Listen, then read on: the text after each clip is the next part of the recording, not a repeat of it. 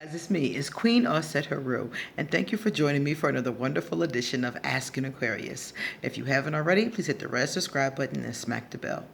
So, I got a message from someone, and they asked me, how did I know which gods and goddesses, or spirits, or angels to work with and not work with? How did I figure that part out?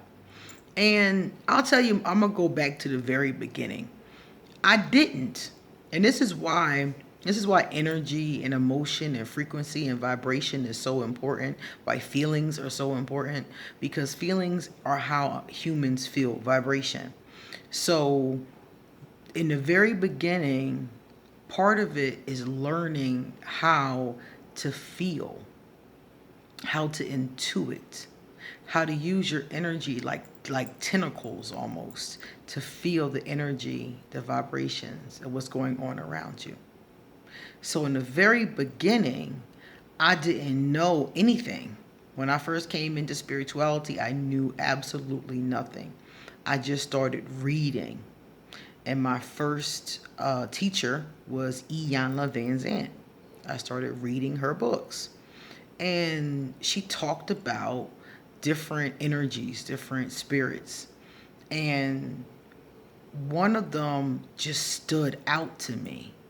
And this is what I think happens, like you feel a connection, because I think that, like, for instance, like myself, I work with different spirits, mostly the ancient Kemetic pantheon, but not only. And the very first spirit I worked with was Oshun. And I worked with her because I was reading Van Zant, and she was talking about her in the book. And it was like I felt a pull. And that's what I mean about the energy and being in tune with your feelings. You feel things. And if you're cut off from your feelings, it's hard to really get in tune with all your spiritual senses. That's why I always encourage people to be open to their feelings and understand their feelings, and don't compartmentalize your feelings, and be comfortable with your feelings, because they're not just, oh, how you feel about the TV set, or how you feel about going somewhere, or how you feel about your hair. It's also feeling things, energies, people, situations, vibrations, spirits, feeling things. And I kept feeling and being pulled to Oshun in this book. And she talked a lot about her and the things that she liked and all kinds of stuff. And I she even gave like some kind of like information on how to connect with her and what you connected with her for and that kind of thing. And I was like, so I did it. I started to connect with her. I think she said like I don't remember everything because it was like a long time ago, but I just remember her liking the color yellow, her liking honey, certain flowers. It was different things, and I have all this written down somewhere because when I do work, even to this day with Oshun, I use this information. But I remember like from reading, like she likes certain numbers. I think she likes fives. That's one of the things that I always like, fives. She likes honey. She likes yellow. She likes gold. Different colors. So I built an altar. I already had an altar, and I used my daughter's old changing table and made it into an altar. And I covered it, with a cloth, an altar cloth, and I built this altar to Oshun and put things on it that were pleasing to her. And I would stand there and I would light a candle and I would ask her to help me and guide me and show me, the right thing to do. And over time, it's like you build a relationship with a person, you build a relationship with a spirit. And that's what happens. Like over time, I started to feel her and understand and get messages and dreams and things like that, guidance, spiritual guidance, and things started getting like, oh, okay. I started to understand and connect more and more as I gave respect and reverence and offerings and called upon her. And that was my first one. And over time, different energies have come to me through priestess training or through dreams or whatever the case is. And when they come to me, it's like we connect, and different spirits have come at different times. Like Oshun was in the very beginning and she still comes, but like the constants have been Archangel Michael, constant, always with me, Lord Tahuti from the ancient Kemetic, goddess all set, certain ones always, all the time, Ganesha, you know, and then certain ones just sometimes. Like right now, Mother Mary's energy is around very frequently, and I had put a statue that I got in Panama, I think it was Panama, of her, Our Lady of Guadalupe, on my altar.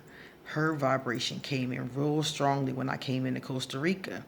So different ones come to you, is what it always felt like to me. And you build a relationship, like a spiritual bond, through reading about them and knowing about them, and using colors and symbols and plants and things that they like, and their energy clicks and bonds with you, and you find yourself able to tap in to their vibration and to their wisdom and to their comfort and their encouragement, and a lot of guidance.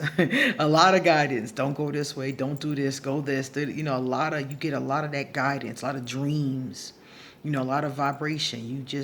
A lot of times you get told something, you just know something, and like, okay, all right, okay, like downloading almost, So it's not like you go out to a big smorgasbord and say, I like this spirit, this spirit, this spirit, I'm gonna work with them. It's like they come to you. Oshun was just and it was other gods and goddesses in the book. It was just that she was like, I could feel, a pull, like, you, come here. And I'm like, huh? Who's that, And I just went forward and I kept learning. I was like, okay. And over time, I got messages and a connection with her. And I've connected with many different spirits since then. Some of them angels, some of them ancestral spirits, some of them gods or goddesses that we would know in pantheons. Some come for like one thing or for a time. Some come repeatedly. Some don't leave. My grandmother always with me, so it just depends. All those relationships are different. So that's how you know which ones to work with, because it's like they choose you. They come to you, and during different times, it may be different ones. And then some are all the way through with you all the time, and some people it's just one. It might be like a guardian angel. Some people don't have a multitude. They have one or two, Some people just have a few. They call them spirit guides, So we're all a little bit different in that way. But everybody I know typically tells me that they felt a pull. They felt a calling to that particular spirit. So that's how you know. It's a very intuitive thing, and you have to be still and be meditative, and you have to be open to even tap into those kinds of things. The average person wouldn't even pick up on something like that. I hope that helps. Thank you for your question. All right, it's time for me to get going. So if you would like to give me a donation, I will leave my PayPal. If you would like to get a reading, I will leave my email. If you want to hit me up on social media, that'll all be underneath this video, okay? Please give this video a thumbs up. And if you know somebody who's wondering about this too, please pass this on to them. And please come back, because I have a lot more to say. See you later.